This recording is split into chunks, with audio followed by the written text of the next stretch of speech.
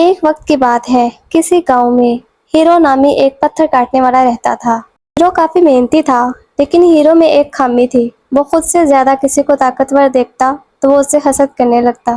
ایک دن تپتی دھوپ میں کام کرتے ہوئے ہیرو کی نظر ایک سوداگر پر پڑی۔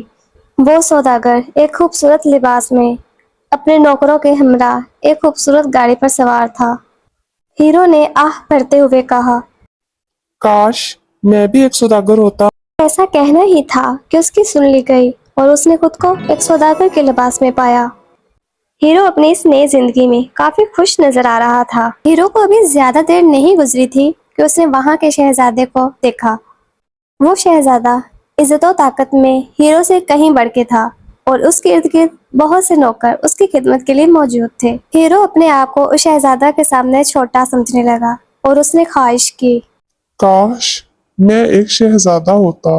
ہیرو کی یہ خواہش پوری کر دی گئی اور وہ جلد ہی شہزادے کے روپ میں آ گیا۔ اب ہیرو کے گرد بہت سے نوکر اس کی خدمت کے لیے موجود رہتے۔ وہ بہت زیادہ خوش تھا، یہاں تک کہ ایک دن اس نے سورج کو دیکھا۔ سورج کافی شان و شوکت کے ساتھ چمک رہا تھا۔ ہیرو نے محسوس کیا کہ سورج کی طاقت اس سے کہیں زیادہ ہے اور وہ پھر سے خواہش کرنے لگا، کاش میں ایک سورج ہوتا۔ ہیرو کا ایسا کہتے ہی وہ ایک سورج میں بدل گیا۔ ہیرو اب خود کو سب سے زیادہ طاقتور اور مضبوط سمجھتے ہوئے شان و شوکت کے ساتھ چمک رہا تھا، لیکن جب تک کہ اس کا سامنا ایک سیاہ بادل سے نہ ہوا تھا۔ وہ سیاہ بادل اس کے راستے میں رکاوٹ ڈال رہا تھا اور اس کی روشنی کو کمزور کر رہا تھا۔ ہیرو نے محسوس کیا کہ یہ بادل تو اس سے بھی کہیں زیادہ طاقتور اور مضبوط ہے۔ ہیرو اب اس بادل کو دیکھ کر پھر سے خواہش کرنے لگا، کاش میں بادل بن جاؤں۔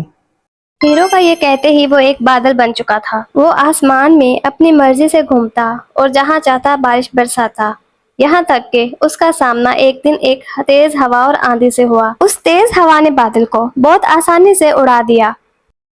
ہیرو اب ہوا بننا چاہتا تھا۔ وہ خود کو ہوا کے سامنے بہت کمزور اور چھوٹا سمجھ رہا تھا۔ کاش میں بھی ہوا ہوتا۔ اب وہ ہوا اور تیز آندھی کی شکل میں تباہی مچانے لگا، درختوں کو ان کی جڑوں سے اکھاڑ کر پھینکنے لگا۔ وہ سمجھ رہا تھا وہ اب سب سے زیادہ طاقتور اور مضبوط بن چکا ہے، یہاں تک کہ وہ آندھی کی شکل میں پہاڑ کے سامنے سے گزرا، لیکن وہ پہاڑ کو بالکل نہ ہلا سکا۔ پہاڑ ویسے کا ویسے مضبوط کھڑا تھا۔ وہ خود کو پھر سے کمزور اور چھوٹا سمجھنے لگا۔ اب وہ پہاڑ بننے کی خواہش کرنے لگا۔ کاش میں بھی ایک پہاڑ ہوتا۔ اس کے کہتے ہی وہ ایک پہاڑ بن چکا تھا۔ اب وہ خود کو سب سے زیادہ مضبوط، طاقتور اور کبھی نہ ہلایا جانے والا سمجھ رہا تھا۔ وہ بہت زیادہ خوش تھا۔ ایک دن اس نے اپنے پہلو میں ایک درد محسوس کیا۔ اس نے جیسے ہی نیچے کی جانب دیکھا، اسے ایک پتھر کاٹنے والا دکھا جو اس کی پتھریلی سطح کو کاٹ رہا تھا۔ ہیرو کو ایک احساس نے ہلا کر رکھ دیا کہ وہ اتنا مضبوط ہو کے بھی ایک سادہ سے پتھر کاٹنے والے کے تابع تھا۔ ہیرو کو اس احساس نے بدل کے رکھ دیا۔ وہ اب اندر سے جاگ چکا تھا۔ وہ یہ بات اچھی طرح سمجھ چکا تھا کہ ظاہری شکلیں اور کردار کوئی معنی نہیں رکھتے، سب اپنی اپنی طاقت کے مطابق کام کر رہے ہیں۔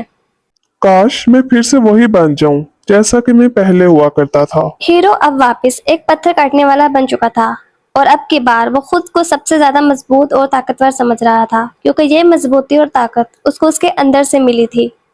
اس کہانی سے ہمیں یہ سیکھنے کو ملا کہ جب تک آپ اپنے اندر سے مطمئن ہو، آپ دنیا کے سب سے طاقتور اور مضبوط انسان ہو۔